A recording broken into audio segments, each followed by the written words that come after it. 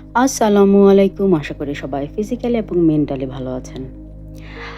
আজকে উইকেন্ড তো যেহেতু বাসায় আছি তো আজকে অনেক রান্না আছে। তার মধ্যে আজকে আমি রান্না করব চিংড়ি মাছের দো পেঁয়াজি।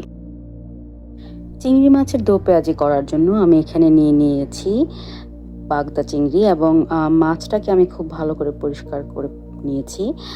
এখন আমি মাছের মধ্যে হলুদ আর লবণ মাখিয়ে কিছুক্ষণ রেখে দিব। তো প্রথমেই আমি ফ্রাই প্যান বসিয়ে দিলাম চিংড়ি মাছটাকে ভাজার জন্য এবং ফ্রাই প্যানে আমি পরিমাণ মতো অলিভ অয়েল দিয়ে দিলাম। চিংড়ি মাছটাকে আমি ভালো করে ভেজে নেব। যেহেতু আমি মাছটাকে দো পেঁয়াজি করব সো মাছটাকে কিন্তু আমি খুবই ভালো করে ভেজে নিব।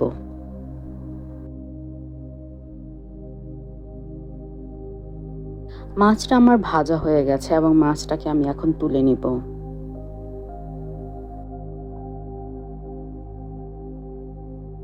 যে প্যানে আমি মাছটা ভেজেছিলাম সেই প্যানে আমি পরিমাণ মতো আরও একটু অলিভ অয়েল দিয়ে দিলাম মাছটাকে রান্না করার জন্য। তেলটা ভালোভাবে গরম হয়ে গেলে আমি এর মধ্যে অ্যাড করলাম কিছু গরম মশলা। এখানে আছে এলাচ, দারচিনি, লবঙ্গ, জিরা আর তেজপাতা। এই গরম মশলাগুলো আমি খুবই ভালো করে ভেজে নেব যে পর্যন্ত এই মশলাটা থেকে ভালো একটা অ্যারোমা বের না হয়। গরম মশলাটা ভালো করে ভাজা হয়ে গেলে আমি এর মধ্যে দিয়ে দিলাম বেশ কিছু পেঁয়াজ।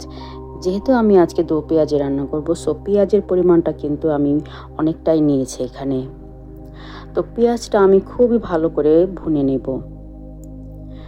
পেঁয়াজটা যাতে মজে যায় এজন্য আমি পেঁয়াজের মধ্যে একটু লবণ অ্যাড করে দিলাম এবং এই লবণ অ্যাড করাতে কিন্তু পেঁয়াজের ভাজার প্রসেসটা খুব দ্রুত হবে এবং পেঁয়াজটা কিন্তু পুড়ে যাবে না।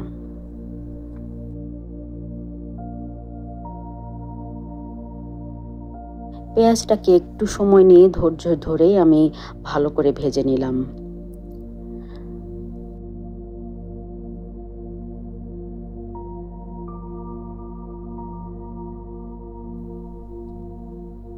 পেঁয়াজটা ভালোভাবে ভাজা হয়ে গেলে আমি এর মধ্যে দিয়ে দিলাম আধা চামচ আদা আর আধা চামচ রসুন এবং এই মশলাটাকে ভাজার জন্য আমি সামান্য পরিমাণ গরম পানি দিয়ে দিলাম।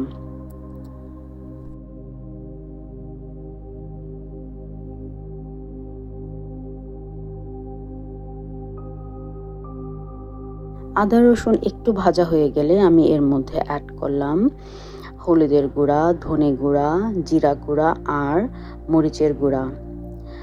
এখন আমি এই সম্পূর্ণ মশলাগুলো খুবই ভালো করে ভেজে নিব যে পর্যন্ত মশলা থেকে তেল না উঠে আসে।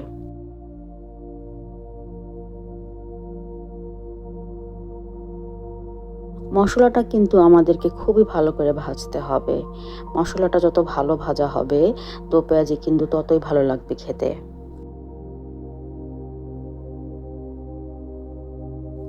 মশলাটা আমার খুবই ভালোভাবে ভাজা হয়ে গেছে। এখন আমি এর মধ্যে দিয়ে দিলাম বড় একটা টমেটো কুচি।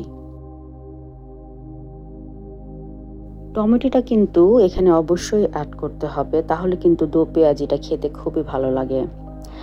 টমেটোটাকে ভালোভাবে ভুনে নেওয়ার জন্য আমি এটাকে ঢেকে রান্না করলাম এবং যে পর্যন্ত টমেটোটা মজে না যাচ্ছে এবং গলে না যাচ্ছে সে পর্যন্ত আমি রান্না করলাম।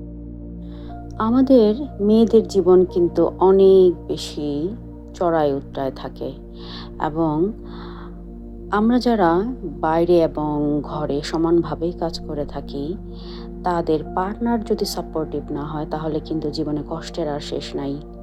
সো আমি ইয়াং মেয়েদেরকে বলতে চাই আমার এই ভিডিওর মাধ্যমে, জীবনে যদি কখনো ভুল মানুষ ঢুকে যায় তাহলে যত তাড়াতাড়ি সম্ভব তাকে জীবন থেকে ঝেড়ে ফেলাই উত্তম। আদারওয়াইজ এইটা আসলে সারা জীবন বয়ে নিতে হবে তোমাদেরকে। টমেটোটা ভুনা হয়ে গেছে আর এখন আমি ভেজে রাখা চিংড়ি মাছগুলা মশলার মধ্যে দিয়ে দিলাম। চিংড়ি মাছটা খুব ভালোভাবে মশলার সাথে একটু ভেজে নিয়ে আমি এর মধ্যে অ্যাড করে দিলাম পরিমাণ মতো গরম পানি।